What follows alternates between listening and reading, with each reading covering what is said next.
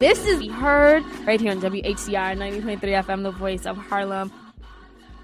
Good afternoon, everyone. Happy Sunday if you are watching us live. This is Be Heard Talk, where we talk race, politics, and culture from our very different perspectives. I'm happy to be here. I'm happy to be alive. We're talking all things Beyonce and all things Black. So that's always a good combination here on Be Heard.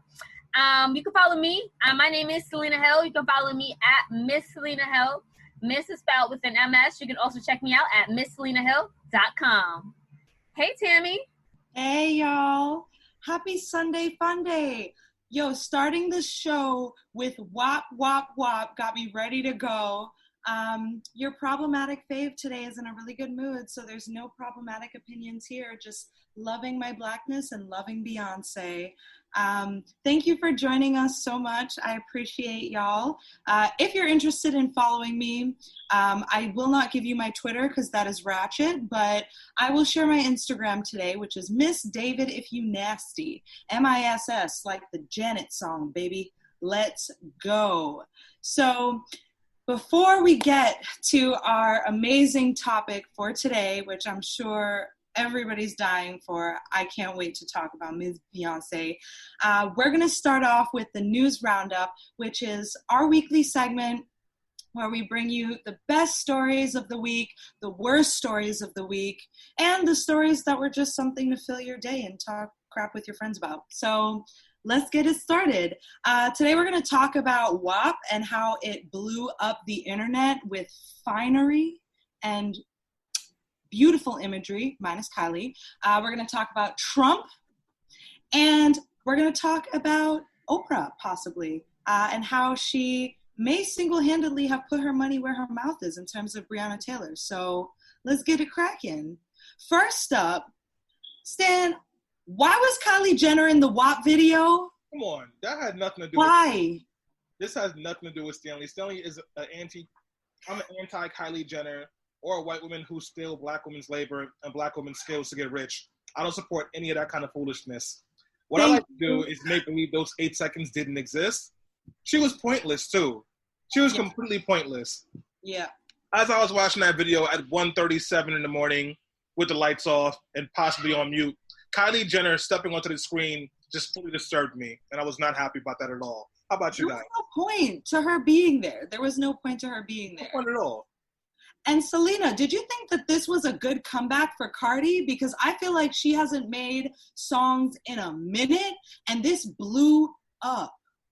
Yeah. So Cardi hasn't released any new music in 9 months. So she said in an interview she feels like it's 2017 when she released her dynamic and explosive Bodak Yellow, which changed the course of all of our lives. But I do just want to +1 on the Kylie Jenner hate really quickly, because nearly 60,000 people have signed a petition to remove Kylie Jenner from the WAP video. Now, I'll say this, I haven't signed it yet, but I really liked how the video was spotlighting up-and-coming Black and brown artists, female artists at that, like Normani, Mulatto, and Ruby Rose. But then all of a sudden, Kylie Jenner pops up for 20 dramatic seconds, and I was just like, why are they giving her a cameo when she is constantly appropriating Black culture? And not only that, so people are going off, the people who actually signed the petition to get her removed, even though that's probably not going to happen. One person wrote, and I quote, "I was happily enjoying my daily cup of brown women until that culture-stealing colonizer showed up and made me spill." Another signee wrote, and I quote, "She is a culture vulture who doesn't remember how her own complexion looks. Down with the culture vulture."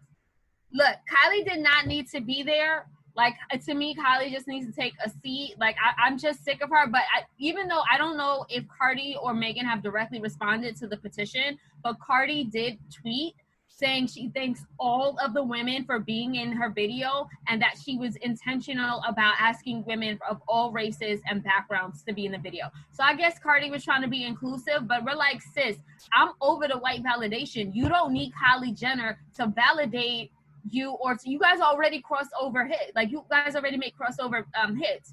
They're they're crossover mainstream artists at this point. Like, if anything, they're doing Kylie a favor by showing that, okay, she's acceptable. Kylie is not doing you a favor. Like, come on, let's take it back to the Bronx. Tell Kylie to come to Cardi. If you want her in a video, tell her to come to the Bronx and then put her in a video, and let's see if she's really about that life.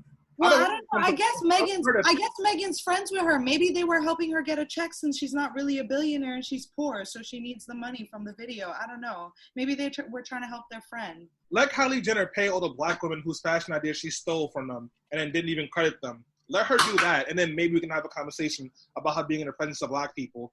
Let Kylie Jenner get the fade she deserves for posting a picture of her foot on Instagram a day after Megan Thee Stallion got shot. And then maybe she can show up in the video. But until then, that culture vulture needs to stay away. I will say this. I do like Cardi's messagery that, every one of our races is welcome, because it's true. Hoes do come in all colors. And I do respect that. Listen, I love me a multicultural fest, okay? I love it. But there were a lot of other Caucasian women that might have been okay to put into the video. And I think that to choose someone that so regularly gets so much hate for the damage that they do to black women in black communities, I feel like that was a little tone deaf and messy of Cardi and Megan. Not to mention, I really have to say this as a gay lady, it was really an erection killer. The whole video is just an ass fest, just really great.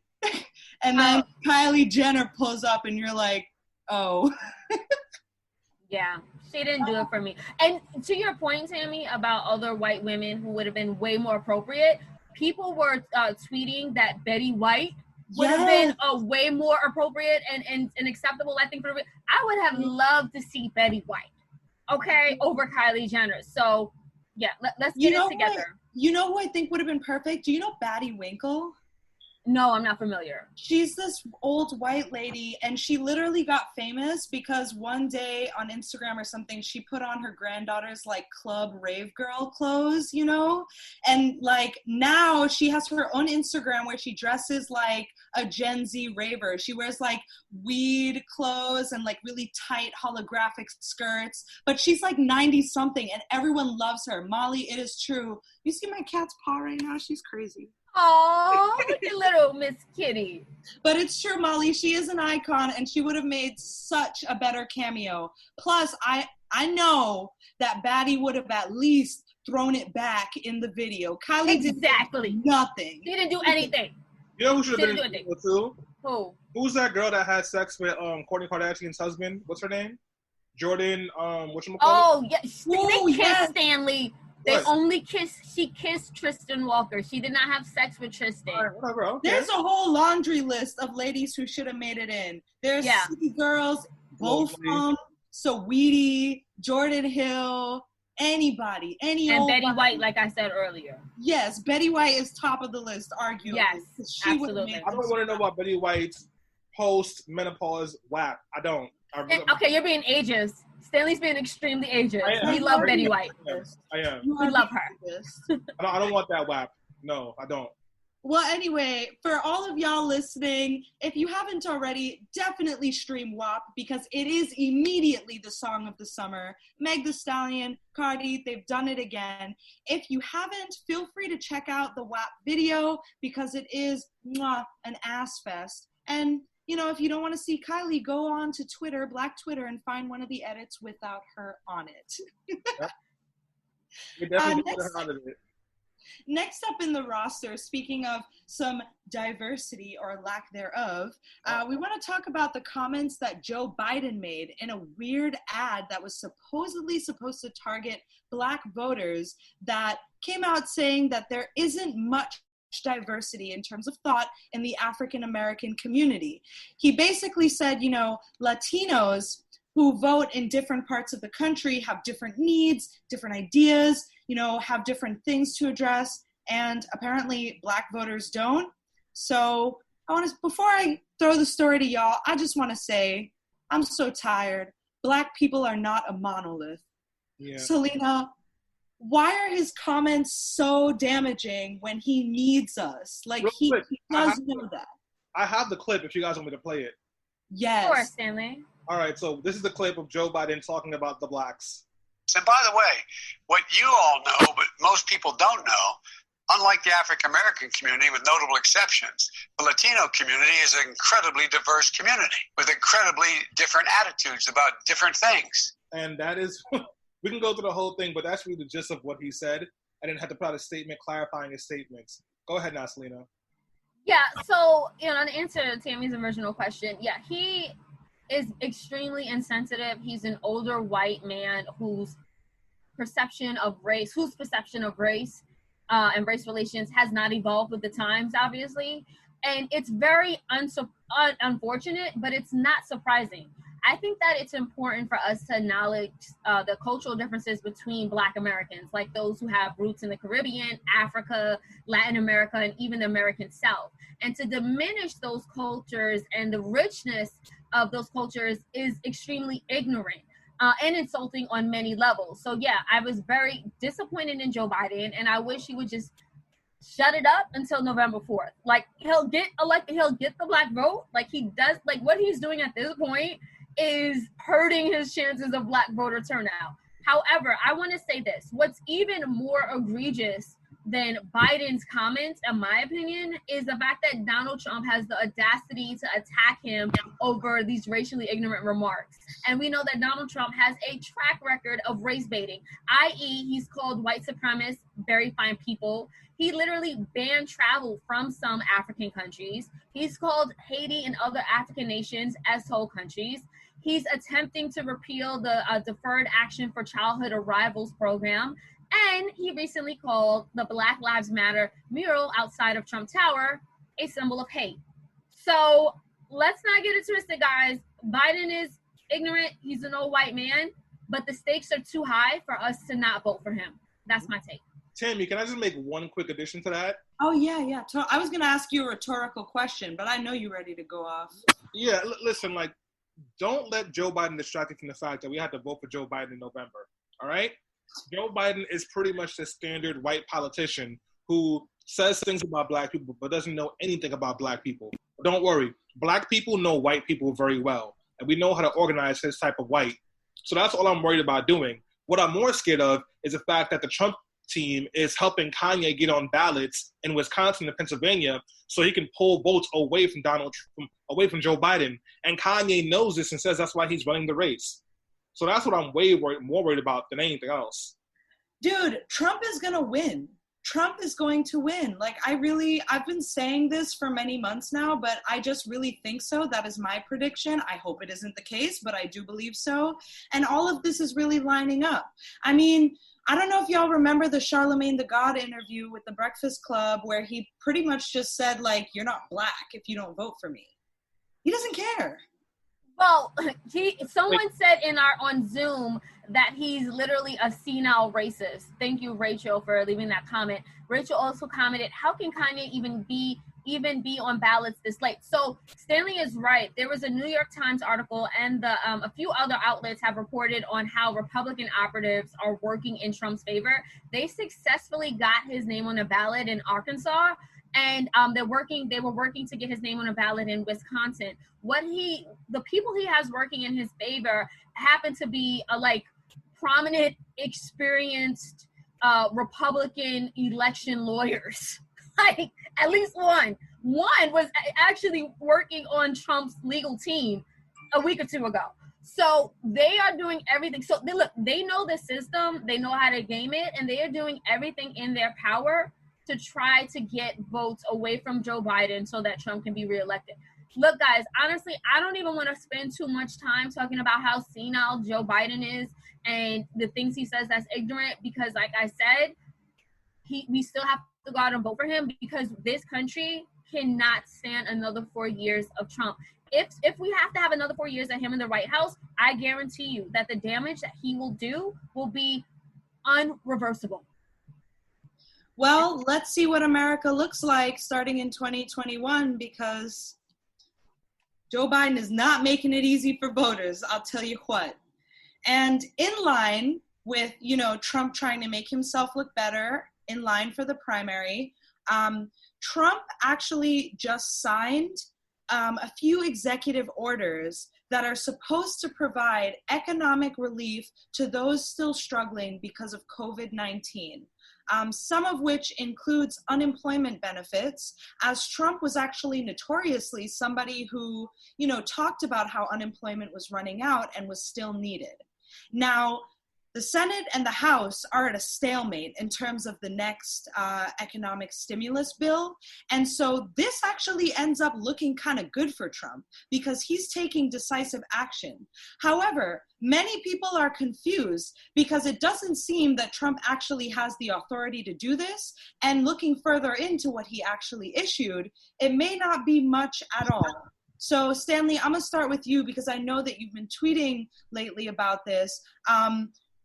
Does Trump's executive orders actually do anything for the population? No, it doesn't. So the one thing that he does have the authority to do is to delay student loan payments because that's a federal department. But they're not really delaying student loan payments. What they're saying is you won't be charged interest until December 31st, and then all the interest you didn't pay all those previous months will be charged to you January 1st, 2021. So if you have student loan debt, this could set you up to have a really bad tax hit. He also said payroll tax cuts, which is pretty much the money that goes to pay for Social Security. It doesn't make sense because most people still aren't working right now, so it's not going to benefit a lot of people. Also, you have to be making between $40,000 a year or $90,000 a year to even benefit from that, and it's about $20 to $30 extra in your check. It's not a big boost. So, and then also, it's not a mandate. Its jobs are suggested to do this. And what happens, just like student loans, is you don't have it taken out of your check right now, and then January 1st, 2021, that's a tax hit. So you will get hit for not paying those payroll taxes on January 1st, 2021 as a violation. So once again, it's Trump BSing. As far as the unemployment, it only covers about an additional 4 weeks of unemployment, and it's not $400 a week in unemployment. It's actually only between $150 to $300, and the states have to match it for it to hit $400. The states don't have any money. States are going bankrupt. So unless Congress passes a bill that passes the stimulus package, this means literally nothing. Here's the thing about it.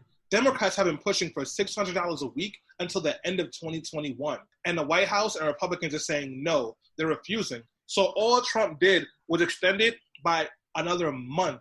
And that's it. And it's not guaranteed in every state because if your state isn't able or willing to pitch in that money, you're not going to get it. So that's pretty much the executive order. Everything else, if you actually look at the document, it's saying we suggest these things happen, or Secretary of Treasury needs to figure out a way to make this thing happen, or think about a way to do this thing. It's not actually helpful. The fact of the matter is Congress, the Senate and the House have to pass a stimulus bill, and they have to pay for this stuff. If they don't pay for this stuff to fund it, it's just a bunch of scribble-scrabble on paper. Trump is lying to folks. Selena, do you think this will affect his electability at all? Both, just passing it itself and it being useless, Absolutely, because I think that through his propaganda channel, aka Fox News, what they continue to do is lie to the people and use very hyperbolic language to glorify him for doing something and taking some type of decisive action. I think that because we don't have an educated electorate, people who can think critically enough about what's really going on, and people who just are voting on a single issue, which happens to be racism and white supremacy, yes, this could possibly help him. And to Emanuela's point, who just left a comment on Facebook Live, and I quote, "We are doomed." I hate that energy. It feels like COVID won't let up, and all of our government is just like, that's a you problem, not an us problem. What's the saying? That sounds like a personal problem. Yes. Meanwhile, out here, Cuomo is telling parents and kids that COVID is a personal problem because he actually just put out a mandate also this week that schools in New York are formally reopening, which will make New York City not one of the only major school system in the U.S. to formally announce reopening. Stanley, is this a good idea or not? No. The governor wouldn't let gyms open, and gyms had committed to having everybody walking around with hand sanitizer, cleaning off all workout stations, and requiring a mask at all times. And the governor's office and the health department said it was not safe enough. But you can open up schools with just a recommendation to wear a mask and nothing else. And on top of that, the governor is trying to cut $10 billion from public school education. So how are schools going to open up when they had to be at least half virtual? Most people upstate in the rural parts don't have internet access, and then the schools don't have the resources to improve or prepare for COVID. The governor is setting up a disaster. Kelly, why is, Cuomo is your man's and them. Why is he doing this? You know a lot about Cuomo. Why? Would this help him, Stanley? So the governor is thinking about things a couple of ways. One, the governor wants to reframe the way that public schools are considered. He wants to de-emphasize in-person schooling and pretty much like shift public schools to private funding. So have a bunch of people learning digitally through companies like the Gates Foundation and like private charter schools. So that's his larger vision for education. So this fits in with it, because if you go back to school and it fails miserably, then you have the argument to say, let's give this school structure to Bill Gates or to Dan Loeb or whoever else, and they have these innovative ways to make schools better. So that's one piece of it. The second piece of it, the governor is trying to create a crisis to force the House and the Senate to do something so that they'll send money down, because if they don't, the governor will either have to make massive cuts to services or tax the rich, and he does not want to tax the rich. He is absolutely against that. And he's already threatened to raise subway fares, bridge tolls, and property taxes, so he does not have to tax the rich. So he's trying to set up a universe where he doesn't have to do that, but then he can blame somebody else. Can I add something to that, Stanley? Sure. I also want to say that Cuomo really fancies himself a national leader. And so I feel like it really tickles him that we are, like, our numbers are doing well, and to be the only school district, not the only school district, but the only major city that is prepared, quote unquote, to send kids back to school makes him look so good on a national level. I really think that it preps him for clout at the convention, and like you said before, a cozy cabinet seat with Biden. Selena, I know that people are talking about, the numbers being low and people really wanting to go back to school, but what do you think preparation actually looks like? And I want to read you a tweet, or quote a tweet from earlier to start this off, where folks are saying that schools cannot enforce students to wear masks, but the tweet talks about how we've been enforcing girls to cover up for decades. So what are some ideas you think could make reopening as least harmful as possible since it's happening? I mean, if you ask me, we should not be reopening in 2020. COVID-19 is no different today than it was in March and April when everything was shut down. We are not ready. I don't see the big differences. What's going to happen is these are children. They are going to be sneezing and coughing all over each other. And as Rachel just said in the chat, Cuomo basically said, let's sacrifice the children and teachers in New York. I don't think we're ready. Like, there's no vaccine. There's no cure. Every day the science, it feels like it's changing. Is it airborne? Is it, you can get it within further than 6 feet? Like, we still know so little about this novel virus that we have to give it time. We just have to give it time. I agree. And here's to hoping maybe this can be a little mini call to action. We never do it in the news roundup, but, call to action could be like, reach out to your locals and your school boards and your communities and let them know that you don't want to reopen, because again, as with this pandemic, it's going to be poor Black and brown children, parents, and faculty and staff that are going to suffer. Public schools do not have the resources to reopen, and children are now going to be suffering. We just found out that, apparently COVID 6 months later is making people lose their hair in clumps, and that people still can't breathe and walk right. So, taste. I know people who still can't taste or smell weeks later. Like you said, we don't know enough about this to be confident in even addressing it should another outbreak happen. So please, Cuomo, please. I can't do the hair thing. Oh no, honey, we can't while these kids go back to school, we're all staying inside. And so before I wrap up the news roundup, we do have one story that we didn't really get to, but it's just more of an announcement. Jail Breonna Taylor's killers, please, said Miss Oprah Winfrey with her wallet.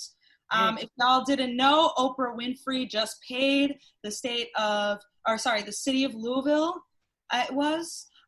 to erect 26 large billboards calling for the prosecution of Breonna Taylor's murders. So this is our second call to action. Today's a real new, heavy, action-packed day.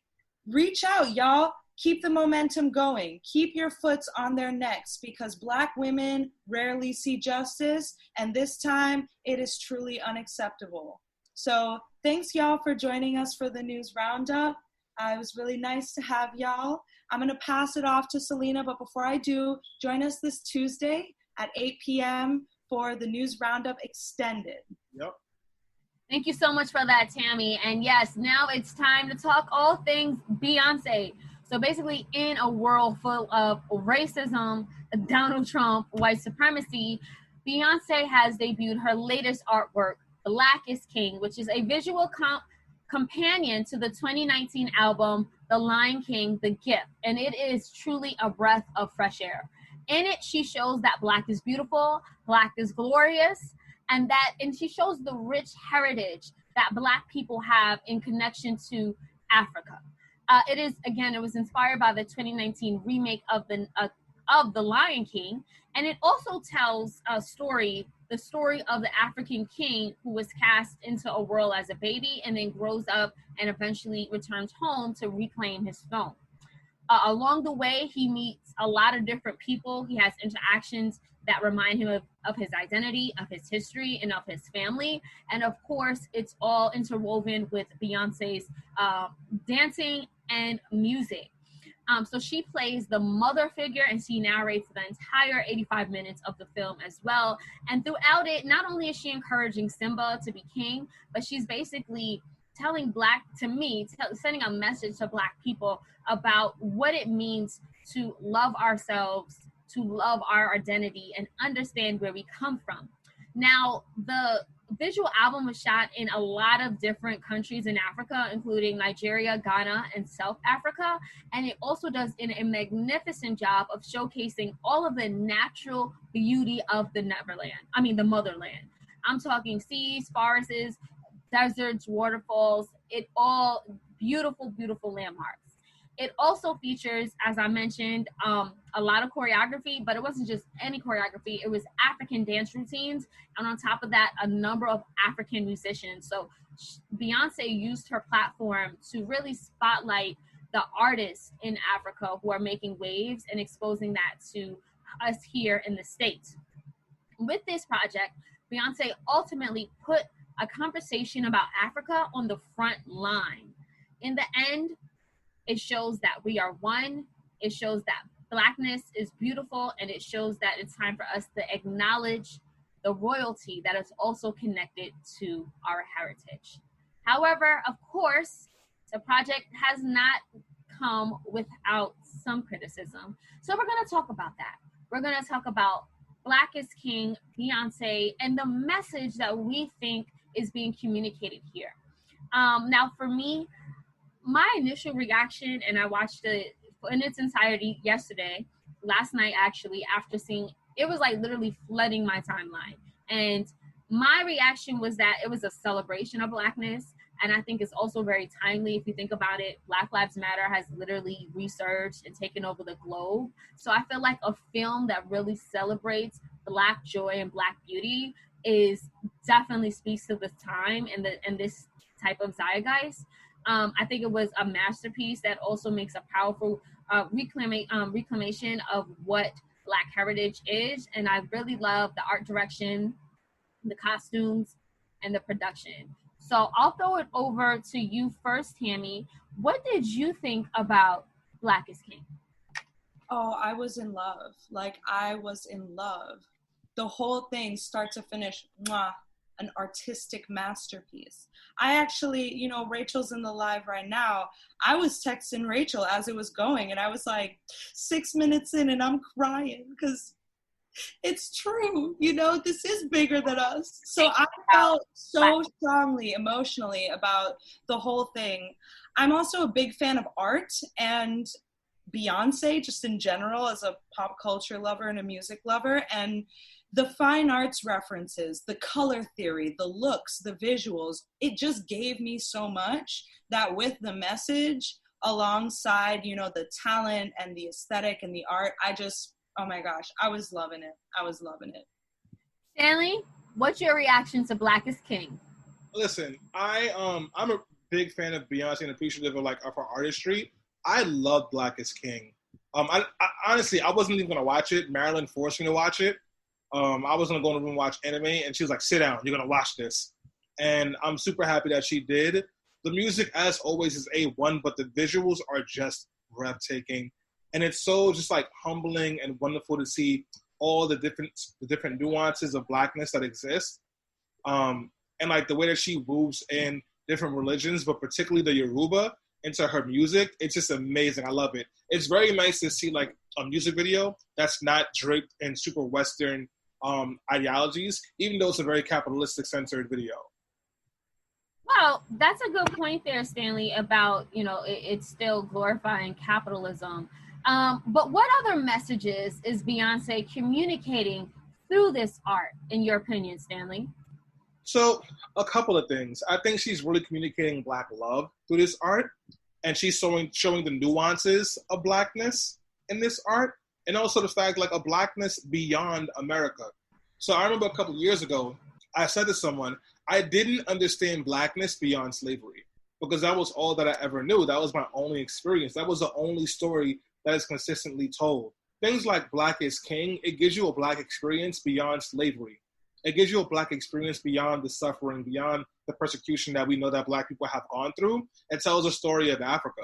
And that is like deeply humbling and deeply like exciting because we are more than just the transatlantic slave trade. We are more than just the suffering at the hands of white supremacy. We are beautiful, we are rich, we are powerful, we are malevolent, we are religious, we are spiritual. So I really love Black is King for all those pieces. Thank you, Stanley. Tammy, what message was Beyonce communicating and what messages really resonated with you? Well, I really like big +1 to everything Stanley said. I really, especially the parts about Blackness being something other than slavery. You know, I've said this on a few shows and I just said it in the news roundup, Black is not a monolith. And that is something that I really took from Black is King. I loved the diversity of colors, of presentations, of types of people. Like you have the king, and then you had the hustlers, and then you had, you know, the subjects. And so I just felt like it was very nuanced in that way. I did really, the main message that I got was a sort of coming of age, like coming into your power type deal. Especially as a Black woman, when he grew up and he finds wifey and the song hits My Power, that was so strong because you watch him through the visual album grow up, possibly get connected with the wrong people, sort of cling to his mother, get a little confused. I just thought it was so well done. And something that I really liked about focusing on the coming of age and coming into responsibility aspect of the album is that through adultification, which is a microaggression that Black people do experience, especially here in the States. I feel like Black children aren't given the time or space to sort of like discover and make mistakes and be unsure. They're thrust into heavy situations very easily and not given that space. And I liked that Beyonce did portray that the child did have heavy responsibility and did see big situations early on, but there was such an innocence around him and such a room for growth. That was like my main takeaway. Yeah, you know, thank you so much. That analysis is really interesting. Thank you for that, Tammy. I think that for me, some of the messages that really resonated were definitely the glory of Blackness and just a longing for identity. Me personally, my parents, not both my parents, but my maternal side is from the South. And like growing up in New York City, where I grew up around a lot of Caribbean Black folks, and they were like, "Where are you from?" And I was just like, "Here." And it was just like, no, like, and they couldn't really understand like how you could just be from here. And at the time, I didn't always have like the verbiage and language to really articulate like, oh no, my family migrated from the South and like it's rooted in slavery. But like, I mean, and it goes back to American slavery. But I think that, so I understand that longing for a deeper connection of like where your features come from, why it is that, you know, you look a certain way and you do things a certain way. And it wasn't until I actually started doing more research that I understood the West African influences in my own family. Like, for instance, even though my family was unapologetically Christian, my grandmother always slept with a comb underneath her pillow.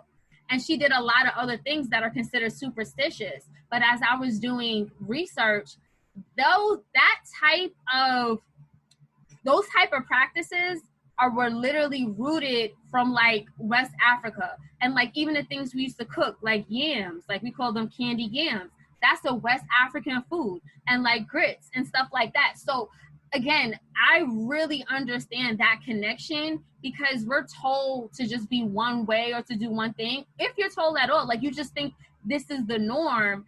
And I didn't really have an understanding of how much my identity and things we did was rooted in from the motherland. So I appreciate projects like Black is King for helping American Black people like me with family from the South understand.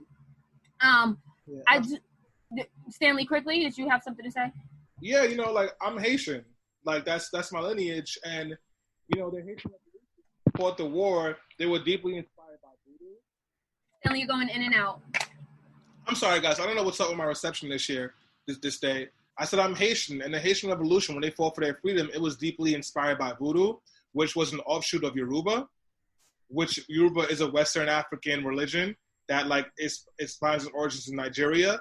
So like I found like, you know, like it's just so interesting. Like you learn these different pieces of yourself and your history through Beyonce's music. I really appreciate her for that.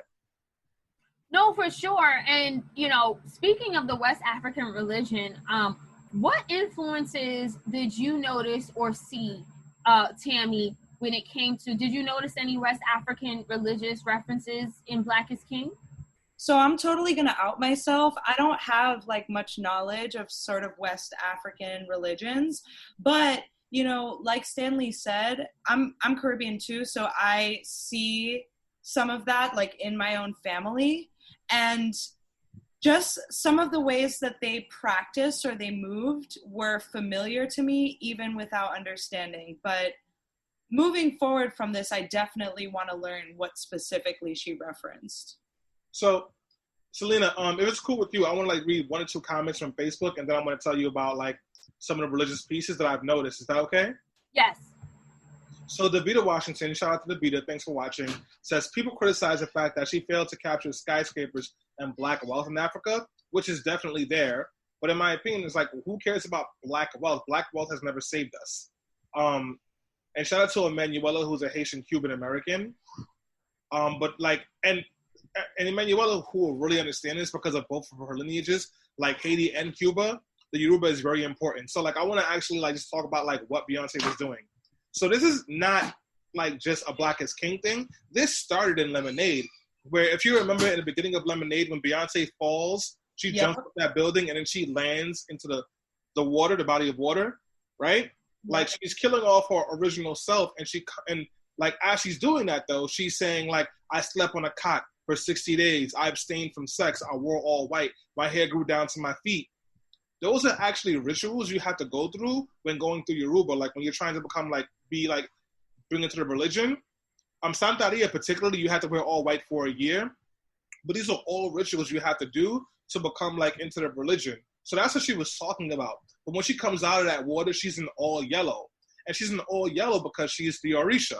So I actually did a little research because I'm still learning about this. I don't want to butcher it. In the Yoruba cosmology, Oshun, which is what Beyonce says she is, not Orisha, Oshun is a goddess or the Orisha of love, sensuality, and femininity. She is a river goddess, and one of her attributes is to bring forth sweet and fertile waters. Oshun is a mother. Her waters were essential to the creation of humanity, and she looks after small children before they can speak. She also associates with wealth and is said to love shiny things. She is represented draped in yellow. Don't we all, girl? Yep. She is often represented draped in yellow. Oshun exudes sexuality and all the qualities associated with the fresh, flowing river water.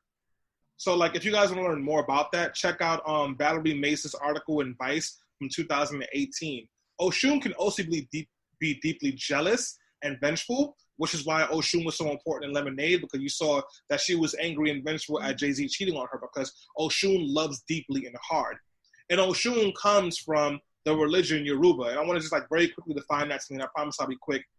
The Yoruba religion comprises the traditional religious and spiritual concepts and practices of the Yoruba people.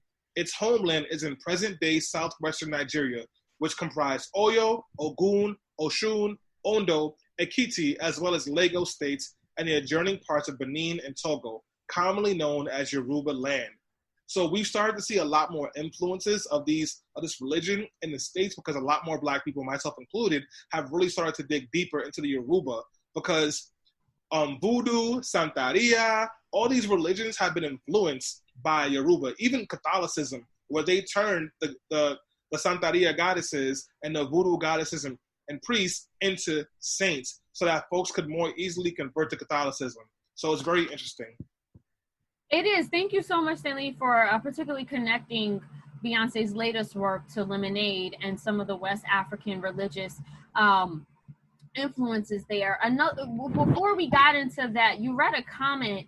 It seemed like some of the criticism about capitalism and Black wealth. I actually wanted to get into that because not everyone has been loving Black is King. In fact, some critics say Beyonce is exploiting African culture. For instance, on Twitter, one user who goes by the name Radio Cranberry tweeted that many of the characters in the video are dressed up in animal print, thus perpetuating stereotypical representations of Africans. She tweeted, and I quote, "I'm tired of seeing animal skin costumes. This is not how we dress, for goodness sake. Climbing in trees, etc. I think this is how the Western world likes to imagine Africa, so it's for their consumption, not ours." Tammy, do you agree or disagree? And also, have you seen other negative critiques of Black is King?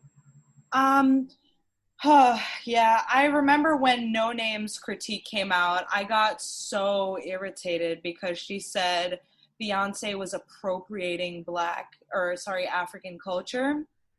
I just want to say, honestly, sometimes SJWs, y'all do too much. Hold on. Y'all do too much. No alphabet soup. What does SJW stand for folks who Social Justice Warriors. Thank you. But I'm talking specifically about people who are more interested in peddling theoretical situations and theory than actual praxis. Let me tell you, okay, you can be upset at Africa being portrayed with animal prints, but literally those animals come from Africa. There is a reason that those prints are associated. Also, why would Beyonce's literal African artist packed visual be appropriative when she's literally working with African artists? Like, I get that she executive produced it. It was like her thing, she called the shots, but most of the songs have African artists in them. Most of the dancers, like you said in the intro, Selena, it was packed with African choreographers, dancers, artists. I'm sure she used African designers. Like, I don't understand how it's taking advantage. Like, okay, Beyonce and Jay-Z are capitalists. Yes, they do what they do for money. Who doesn't?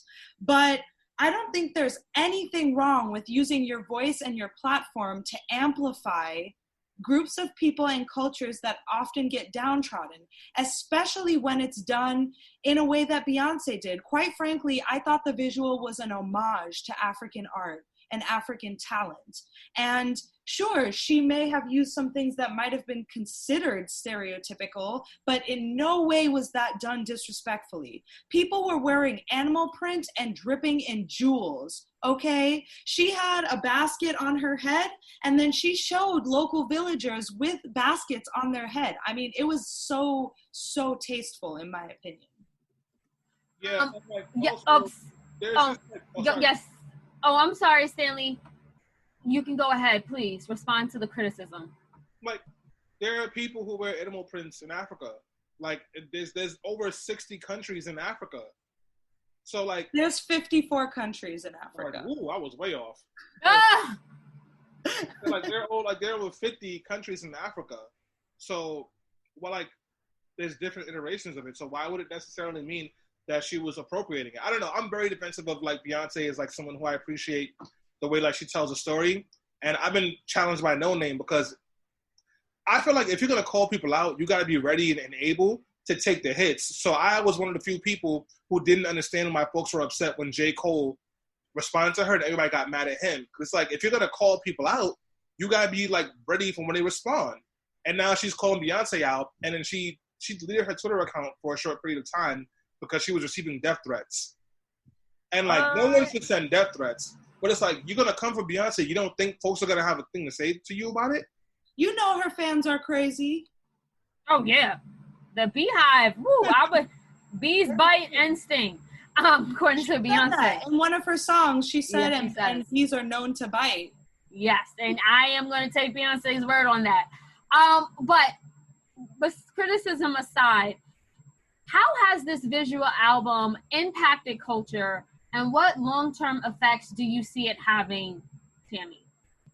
So I just keep thinking about Dark Skin Girl.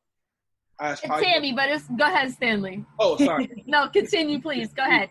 Yes, you want to talk about Brown Skin Girl? Go ahead, Stanley. Yeah, Brown Skin Girl. I just keep thinking about that song, and I'm just imagining a little dark skin girl singing that song. And I mean, I'm not a brown skin girl. I'm a brown skin boy. I identify as a male. But I remember how much shame I used to have about my dark skin. I've written about it a lot. I talked about it a lot. There's just like, this is not a lot of love. Well, there wasn't a lot of love for dark skinned people, and I really hated my dark skin. I think I told you once, I tried to take a bath in bleach when I was a kid because I wanted to get rid of it. And like songs like Brown Skin Girl are so powerful and so important because a lot of kids like who were like me, but like what girls just did not see the beauty in themselves. And so like songs like that are really going to make a difference, I think.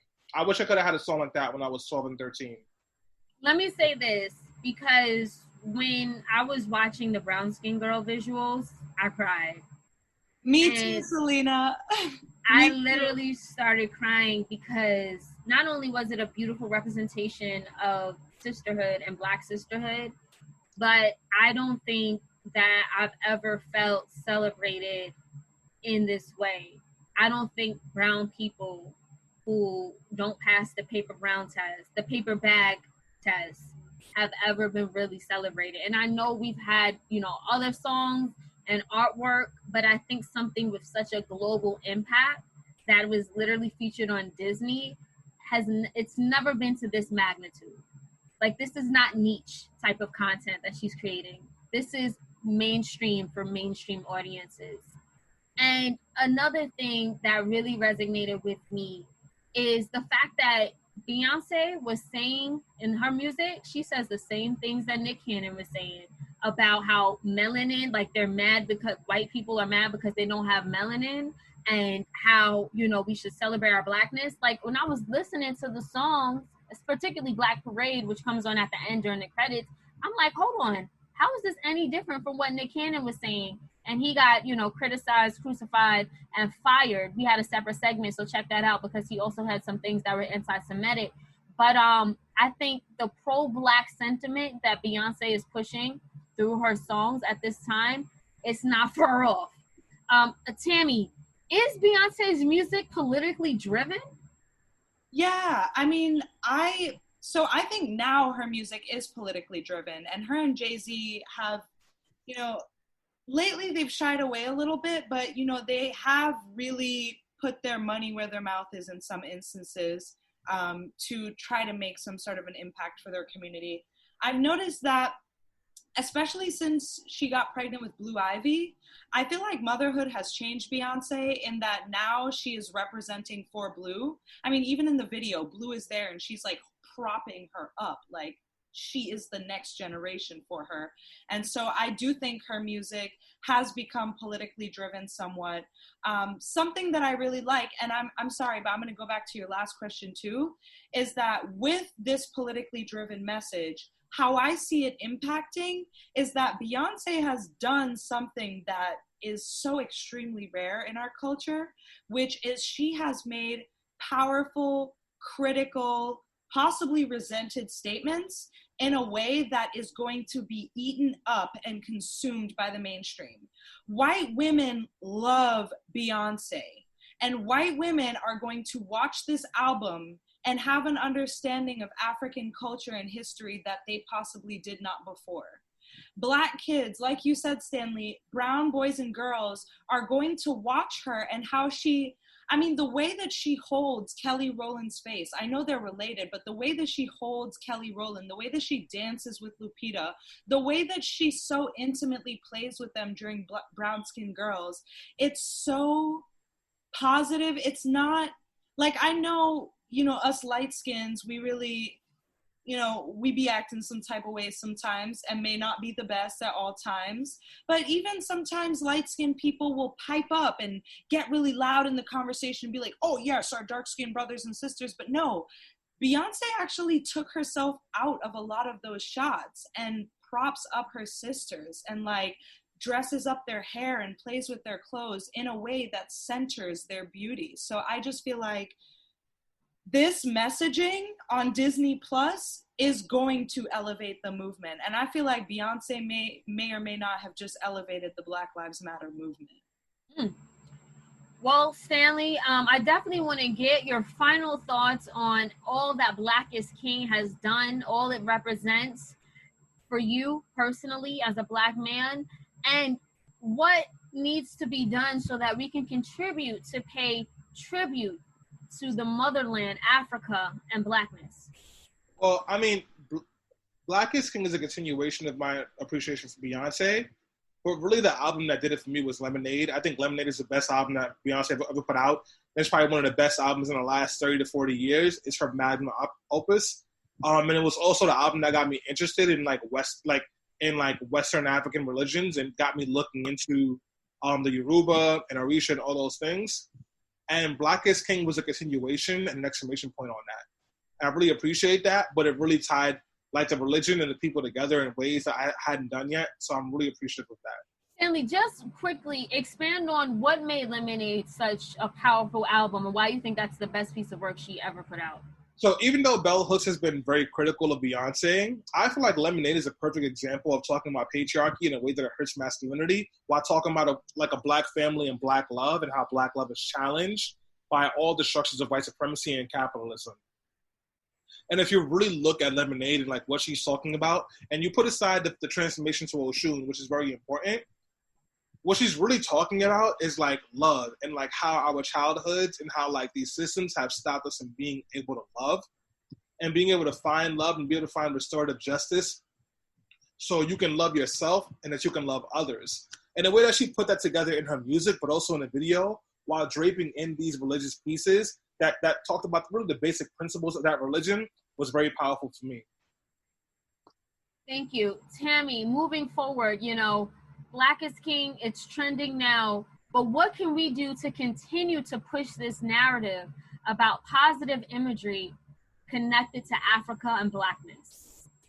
I think this is a perfect opportunity while Black is King is trending to do our homework and learn more about these things and start to use it in regular conversation. I mean, obviously, you know, don't take someone's religion and just start yakking off about it. But I do think that, you know, especially if you're in the Black community and you start to notice like, you know, things that our sisters and brothers do, and, you know, they're making comments about Africa that may not necessarily be correct, let's educate them. Let's bring forth this knowledge so that we all have a collective shared understanding of what it is that we're descended from.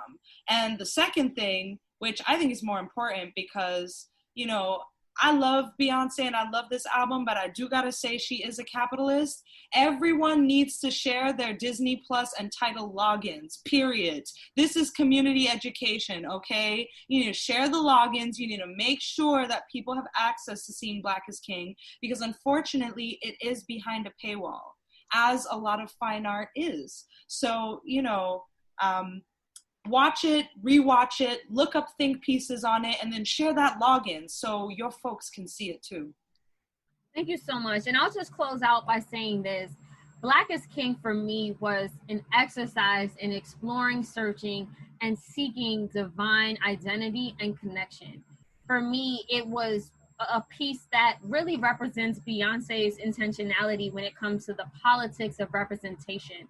I think that, as Tammy pointed out, she used her light skin privilege to really amplify and magnify the beauty of dark skin and brown skinned women.